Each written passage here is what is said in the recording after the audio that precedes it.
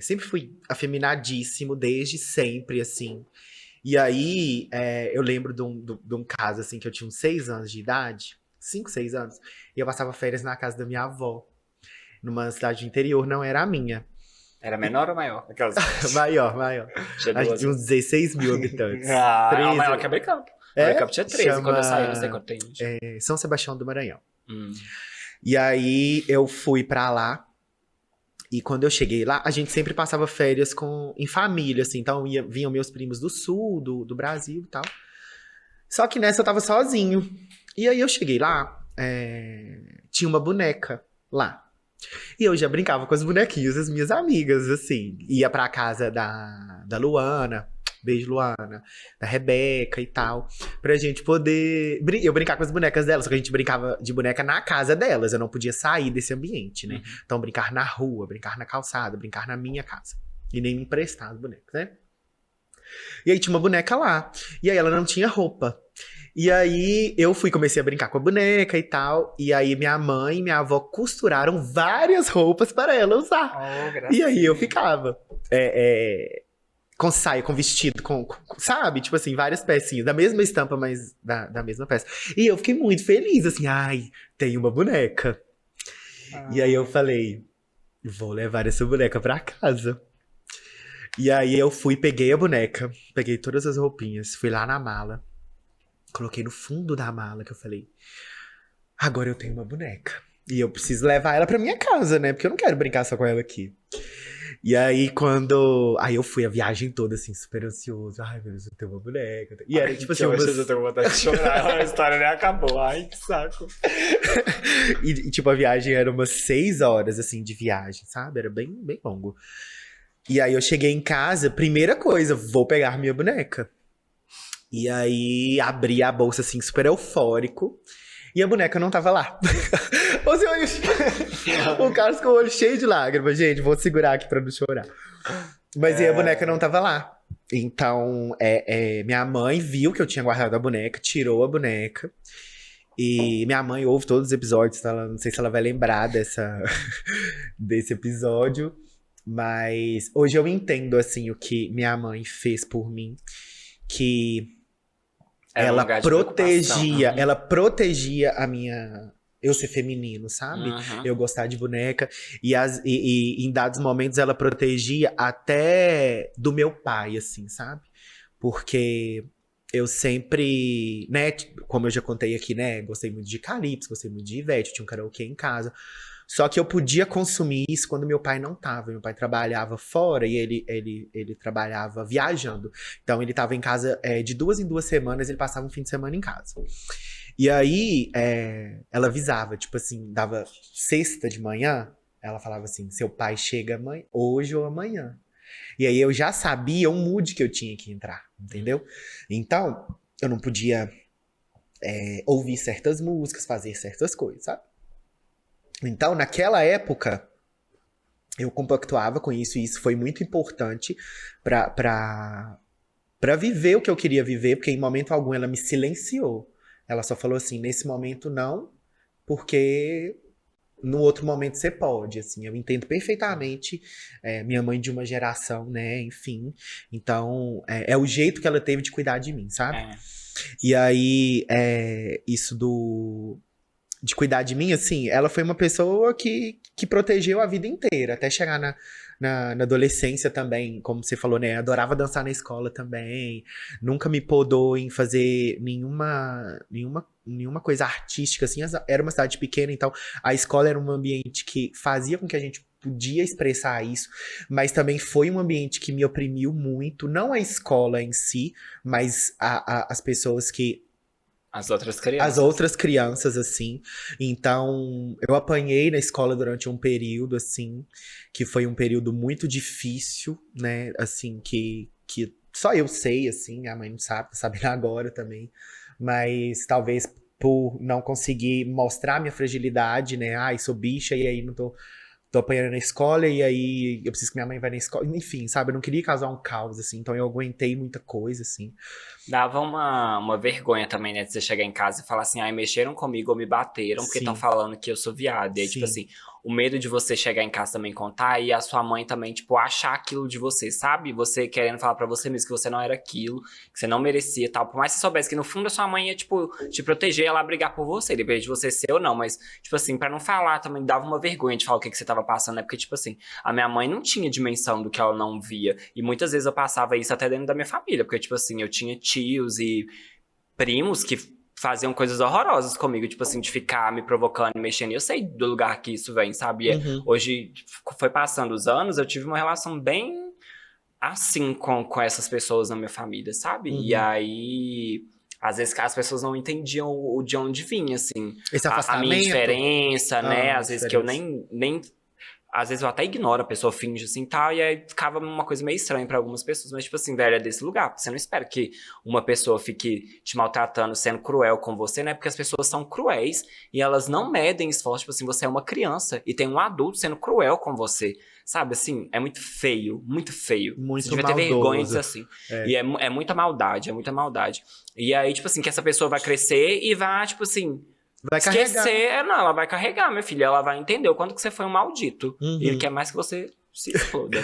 Eu lembro de você falou de família, vou fazer um gancho, mas eu lembro, tipo, de primos meus, eu muito pequena, amigo, eu fiz uma cirurgia com 5 anos. E aí eu fiquei na casa de um dos meus tios, né, que eu morava no interior, eu fiz a cirurgia aqui em Belo Horizonte. E aí ele, eu com 5 anos, ele me chamando de boiola, só que eu não sabia o que era boiola. E ele falando, você é boiola? E eu, tipo assim, o que é boiola? Então, assim, e eu carrego essa memória visual até hoje na minha cabeça, sabe? Então, enfim, eu vou voltar só na época da escola. Ai, desculpa. Não, é isso aí. Você atropelou? Você tem carteira pra me atropelar? Não, eu tomei pau, nunca mais voltei. Você fez uma vez só? Fiz uma vez só. Ai, amiga, esse ano é uma das minhas Vem aí, vrum, Charlie XX. Vamos lá. E aí, na escola... tinha um prêmio nas quartas para os alunos de quarta, oitava e terceiro ano. E aí, na quarta, chamava aluno padrão. Olha o nome. Tipo assim, o aluno que é o mais inteligente, o mais... se relaciona... Tem os critérios, né? Então, tira notas boas, se relaciona bem com os colegas, enfim. E aí eu não ganhei porque eles disseram que eu era briguento. Só que eu não era briguento. Eu era a vítima nessa situação. Eu não brigava com todo mundo brigava comigo. Eu ia ficar apanhando, eu ia bater também. Então, muitas vezes, era visto ou era lembrado a hora que eu tava revidando. Que poderia ser depois de 30 vezes ouvir que chamava boiola. Na hora que eu revidei, isso era dito, sabe? E aí, a escola, né, enfim, teve esse olhar, né, lá em 2000, sei lá, em 6, enfim. Mas aí, no outro ano que eu fui pra quinta série, uma professora minha de português, que eu tenho um carinho imenso por ela, Maria Aparecida, beijo pra você, beijo pra Laura, beijo pro Lucas também, que são seus filhos, também tem muito carinho. Ela me alfabetizou, assim. E na quinta série ela me deu aula de novo. E aí a primeira aula dela, assim, do semestre lá, enfim, era sobre bullying. Que eu lembrei que você falou de bullying na escola, né, e tal. Que aí ela foi e, tipo assim, sabia que existe isso aqui? E que vocês estão fazendo isso aqui? E ela, em momento nenhum, disse meu nome, assim, sabe? Mas aí, ao longo do tempo, ela foi puxando, sabe? Puxou o meu, puxou de uma outra pessoa que era gorda na sala. E aí, foi com que a escola começou a trazer essa pauta pra dentro da escola e retratar isso, sabe? Mesmo que muitos alunos... talvez quem oprimia não viu isso como algo legal, mas quem tava do outro lado viu. Então, assim, foi um momento que eu falei, porra, cara, as coisas podem mudar. Não mudou muito, assim, porque eu também me silenciei muito. Então, não era essa pessoa que ficava, ai, tá me chamando de viado, ai, tá me ameaçando. Então, assim, eu acho que até ali a 7ª série... Acho que foi o pico, assim, a 7ª série foi, porra, véi, fudeu. Mas... enfim, né, venci e tal. E aí o plot foi no terceiro ano, que tinha esse terceiro ano, né, do ensino médio, tinha esse prêmio e eu ganhei o prêmio. O viado, campeão. Como aluno padrão. Aluno padrão, a minha amiga é padrão. Padrão. E aí dava o presente, tipo assim, na 4ª série, eu até debochei disso e tal. O presente era uma televisão. Olha pra você ver, 2006, era uma TV. E aí eu tinha TV no meu quarto desde criança. Então, tipo assim, o problema não era o prêmio, sabe? Era algo que eu imaginei que minha mãe sempre foi uma pessoa que se debruçou dizendo que a educação é a salvação, e eu acredito muito nisso, pra gente que é pobre, pra gente que é do interior, pra gente que não tem grana, que a gente não é privilegiado, a educação sim, a gente ter acesso a uma faculdade, de preferência pública, se não com os programas, né, que facilitam a particular, pra gente poder alcançar aí o poder aquisitivo, né? Então, eu acho que no terceiro ano, eu tava até tentando lembrar, acho que foi um celular que eu ganhei, assim, e tal, já era Android e tal, não sei o quê, troquei de celular, sendo que tinha pouco tempo que eu Seu tinha terceiro trocado. ano já era Android? Deixa de ser mentirosa. 2013 já era Android, amiga. Seu terceiro ano 2013? 2013, formei terceiro ano, 2013. Amiga, eu esqueço às vezes que a senhora é mais nova do que Mas eu. aqui, eu tô pensando uma coisa... Porque eu formei em 2011. No final de 2 2011. aninhos, amiga. Não era Android ainda não, né? É porque 2013 foi que, tipo, lançou o Android e foi o boom do Instagram. Não, mas já tinha, porque nessa época também já tinha aqueles iPhone 4. 3GS e tal, sabe? 3? Assim, Pra mim começava no 4, olha pra você ver. Não, amiga, já teve o 2, 3GS e tal. É, verdade. Já tinha Android, sim. 2011, 12 já tinha Android, verdade. E aí, ali na adolescência, né, você falou dos primeiros casos, assim, de me relacionar. Demorei bastante, assim, pra me relacionar e tal. Também. Com meninos, assim, na minha cidade. Tinha né, não tá lá mais, né, mas beijo, Igor, que a gente a gente não se dava certo, sabe? Tipo assim, a gente tinha... Igor Damasceno. Uhum. A gente tinha tudo em comum. Amiga, até roupa, às vezes. Tipo assim, eu comprava um tênis, e aí ele comprava um tênis. Aí a gente ia pra aula um tênis igual.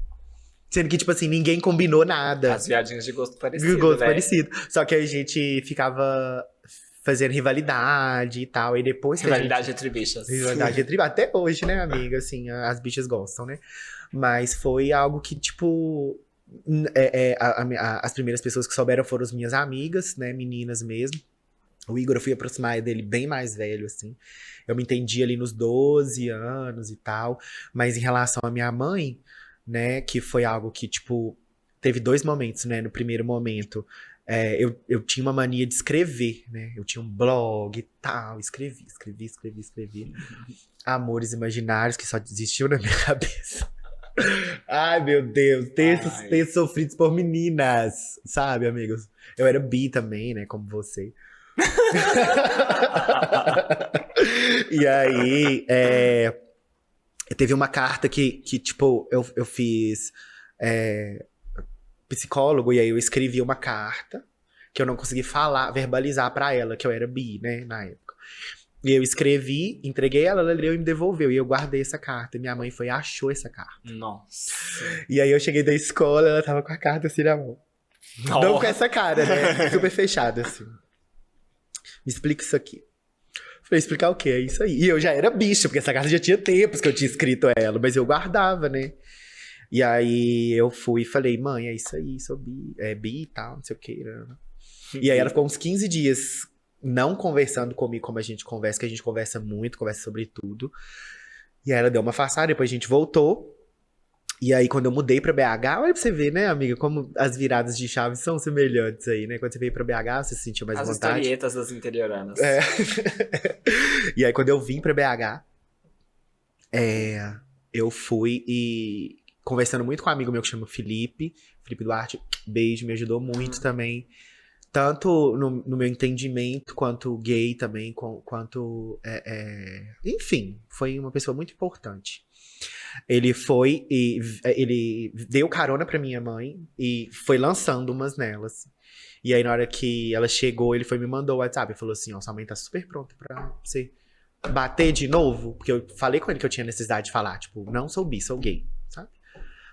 E aí eu fui, tava no tanque lá, lavando um tênis com ela. Lava roupa todo dia. Que agonia, que agonia. E aí eu falei, é isso, sou bicho. Igual a Sabina Close, é isso, não tenho o que fazer, sou bicho. Ela, eu sabia e tal, não sei o que. Aí a gente conversou e depois disso... então tá bom, obrigado. E pronto. Obrigado pela info, beijos. Beijos, já sabia desde sempre, assim. E a partir disso, nossa relação, né? Eu já tinha perdido meu pai, né? E aí nossa relação se fortaleceu e cada dia mais.